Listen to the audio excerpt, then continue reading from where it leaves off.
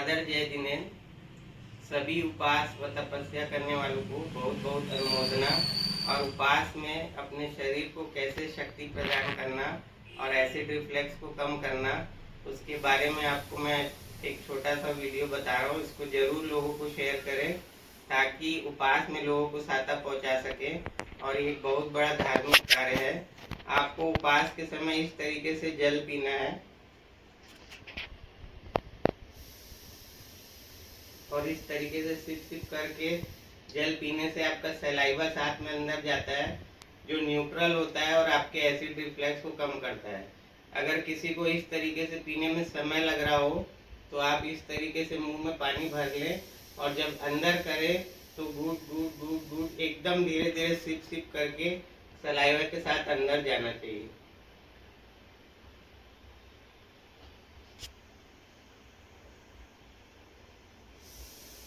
उपवास के समय अगर किसी को एसिड रिफ्लेक्स के कारण तकलीफ हो रही है तो ये राइट कान में रुई रखनी है और माथे में नींबू का रस या फिर आंवला पाउडर नाभि में या फिर सौंठ का रस नाभि में लगा सकते हैं।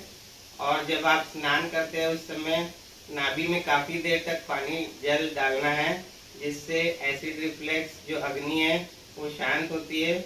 और हमेशा बाईं करवट सोना है और एसिड रिफ्लेक्स के समय दाईं करवट थोड़ी देर सो जाना है ताकि एसिड छोटी आंत में आके किडनी से फिल्टर हो सके।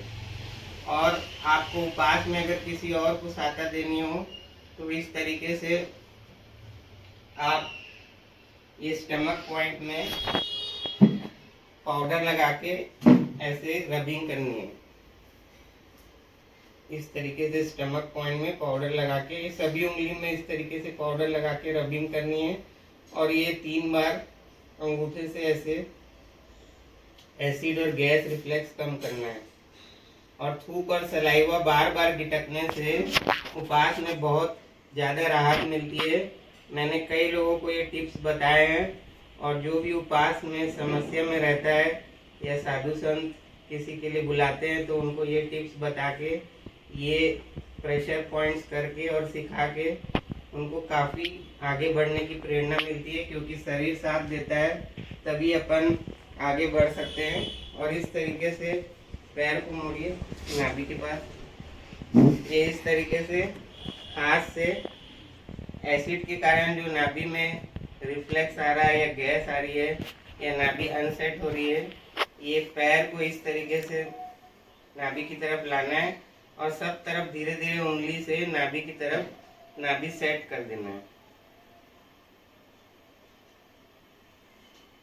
ये बहुत ज़्यादा इम्पोर्टेंट है, इससे आपका एसिड रिफ्लेक्स कम हो जाएगा और जितना आप सलाइवा गिटकेंगे तो एसिड जो है वो किडनी से सलाइवा के साथ मिक्स होके किडनी से बाहर चला जाएगा।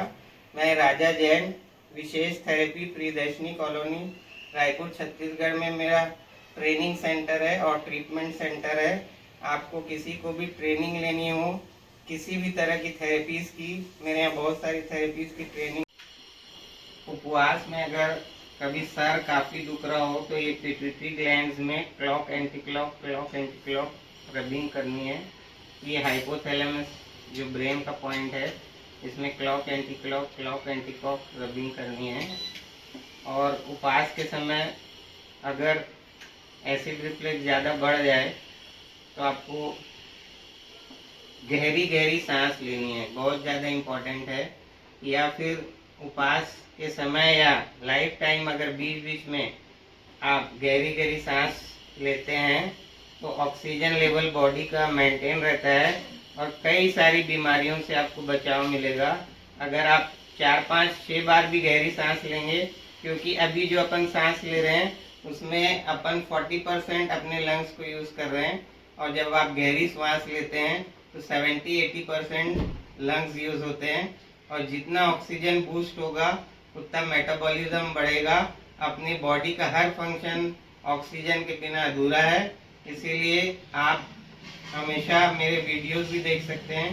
गूगल एड्रेस है विशेष थेरेपी और यूट्यूब में आप विशेष थेरेपी में 250-300 वीडियो मेरे आप देख सकते हैं और उसका लाभ उठा सकते हैं।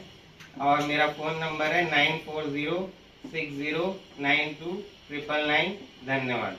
एसिड रिफ्लेक्स बढ़ता है, उपवास के समय जब एसिड रिफ्लेक्स बढ़ता है तो ये लंग्स के पॉइंट, ये एसिड का पॉइंट होता है।